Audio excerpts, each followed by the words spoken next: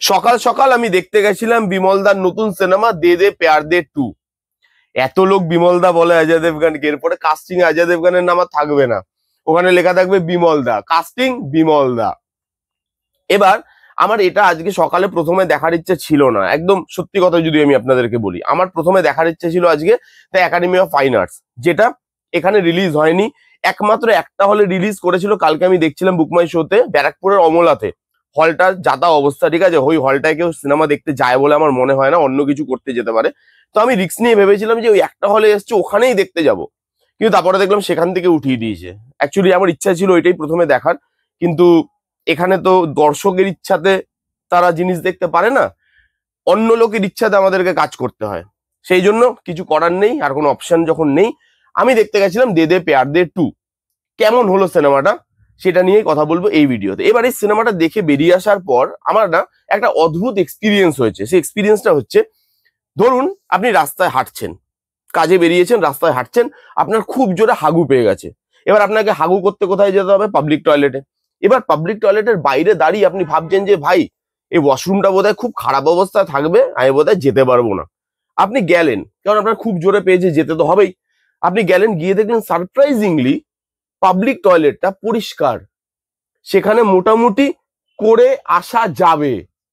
দে দে প্যার দে 2 এই সিনেমাটা দেখে বেরিয়ে আসার পর আমার সেটাই মনে হয়েছে, যতটা খারাপ এক্সপেকটেশন নিয়ে আমি গেছিলাম যে আমার একদম খারাপ এক্সপিরিয়েন্স হবে, ততটা খারাপ কিন্তু হয়নি।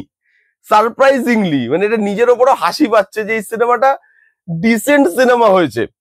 দেখুন অনেকগুলো নেগেটিভ দিক আছে, সেটা তো থাকবে, দে দে প্যার দে 2 তার নেগেটিভ দিক থাকবে না ভাই, তাহলে তো হতে পারে না। পজিটিভ দিকও আছে, সেটাই আমাকে অবাক করেছে এই সিনেমাতে। এবারে গল্পটা বলি। বাবার বয়সে একটা ছেলের সাথে রাকুল প্রীত প্রেমে জড়িয়ে পড়ে। এবার সেই বাবার বয়সী ছেলেকে নিয়ে যাচ্ছে বাবা মার সঙ্গে দেখা করাতে বাড়িতে। এবার বাবা মা কি এই সম্পর্ক মেনে নেবে? এক তো জামাইয়ের বয়স এত বড়, তার মধ্যে জামাই বিমল টিমল খায়, নেশা ফেশা করে, তো সেই জামাইকে কি মেনে নেবে শেষ অব্দি পরিবার? এই নিয়ে এই গোটা সিনেমাটা। এবার যদি এর পজিটিভ দিক আর নেগেটিভ দিক নিয়ে কথা বলি, দেখুন কিছু পজিটিভ দিক অবশ্যই আছে। প্রথমত যেই জিনিসটা আমাকে সব থেকে বেশি সারপ্রাইজ করেছে এই সিনেমাতে, এই সিনেমার কমেডিটা ওয়ার্ক করে। মানে সিরিয়াসলি বলছি, আমি স্টান্ট যে কমেডি ওয়ার্ক করেছে আমার জন্য। এখানে অজয় দেবগন নিজেকেই নিজে মক করেছে অনেক জায়গায়, সেই জায়গাগুলো ভালো লাগে। তার সিনেমার পুরোনো যে সিনেমা আছে সেই সিনেমার রেফারেন্স টেনে আনা হয়েছে কমেডির জন্য, সেখানে কমেডিগুলো ওয়ার্ক করে। থ্রু আউট দ্য সিনেমা আপনার মুখে একটা হালকা হাসি কিন্তু লেগে থাকবে, এরকম না যে আপনি আস্তে আস্তে গড়িয়ে পড়ে যাচ্ছেন, হালকা হাসি একটা লেগে থাকবে। এবং সেই জায়গাগুলোতে কমেডি ওয়ার্ক করে, স্ল্যাপস্টিক কমেডি, ঠিক আছে, সেই কমেডিগুলো আপনার কোথাও মনে হবে না যে কমেডিগুলো জোর করে হাসাচ্ছে। আপনার সেই কমেডিগুলোকে মনে হবে আচ্ছা ঠিক আছে চলো এই লাইনগুলোতে হাসা যায়।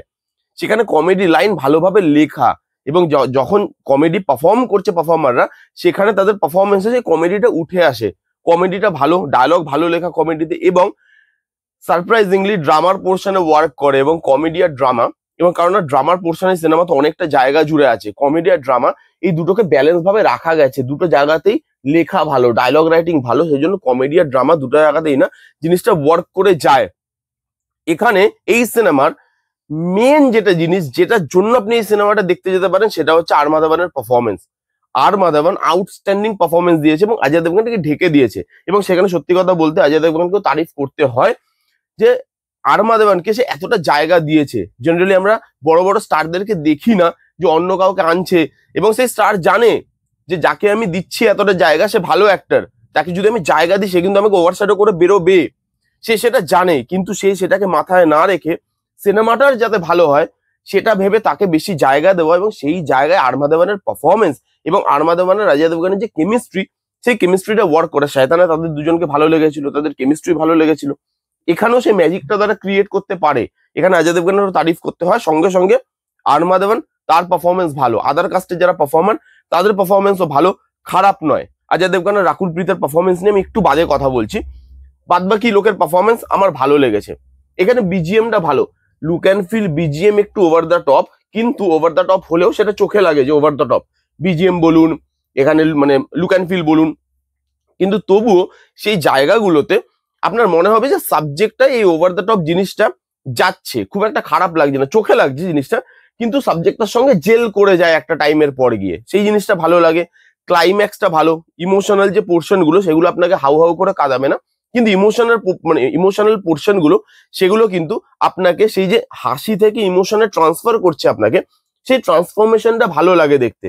তো বিজিএম থেকে শুরু করে কালার টোন থেকে যেভাবে জেল করে যায়, পারফরমেন্সের সবার যেরকম ভালো, লাইন যেরকম ভালো লেখা হয়েছে, যেরকম ভাবে গল্পটাকে এগানো হয় সেই জিনিসটা কিন্তু ভালো। ক্লাইম্যাক্সটা যেভাবে ডিজাইন করা হয়েছে, ক্লাইম্যাক্সটা দেখলে আপনার মনে হবে যে মান্ধাত্তা আমলের ক্লাইম্যাক্স, কিন্তু সেই জিনিসটা আপনাকে ফিলটা দেয়। আমার মনে হয় যে হ্যাঁ এরকম ধরনের ক্লাইম্যাক্স, আমি বলতে পারছি না খুলে, অবভিয়াসলি স্পয়লার হয়ে যাবে। তো সেই জিনিসটা আপনাকে পুরোনো সিনেমার পুরোনো যে মানে কি বলবো যে রোমান্টিক সিনেমাগুলো সেইগুলোর আপনাকে ভাইব দেবে যে ওকে ফাইন, খারাপ না, ভালো লাগলো দেখে। যতটা খারাপ এক্সপিরিয়েন্স হবে ভেবেছিলাম ততটা হয়নি। এবার যদি খারাপ দিকে আসি, এখানে এটা একটা romantic cinema, romantic comedy cinema, ঠিক আছে। এখানে লিড পেয়ারের কেমিস্ট্রিটা ওয়ার্ক করা খুব জরুরি ছিল। অজয় দেবগন আর রাকুল প্রীত সিং, এদের দুজনের কেমিস্ট্রি ওয়ার্ক করে না। এদের দুজনের পারফরমেন্সও খুব ডাল। এদের দুজনকে দেখে মনে হচ্ছিল দুজনের কেউই ইন্টারেস্টেড নয় সিনেমাটা করতে। সেইভাবে আপনার মনে হবে যে ভাই ইন্টারেস্টেড নয়, বাট তারা জোর করে করছে, এবং সেখানে তাদের যে পোর্শনে যে কেমিস্ট্রি ওয়ার্ক করে দিচ্ছিল সেই কেমিস্ট্রিটা ওয়ার্ক করে না। বরঞ্চ আমি বল লিড পেয়ারের থেকে এখানে আরমা দেওয়ান আর অজয় দেবগনের কেমিস্ট্রি বেশি ওয়ার্ক করেছে আমার জন্য। সেখানে রোমান্টিক ট্র্যাকটা বা তাদের কেমিস্ট্রিটা সেটা আমার জন্য ওয়ার্ক করেনি। গানগুলো আরো বেটার হতে পারতো, গানগুলো আমাকে মজা দিতে পারে না।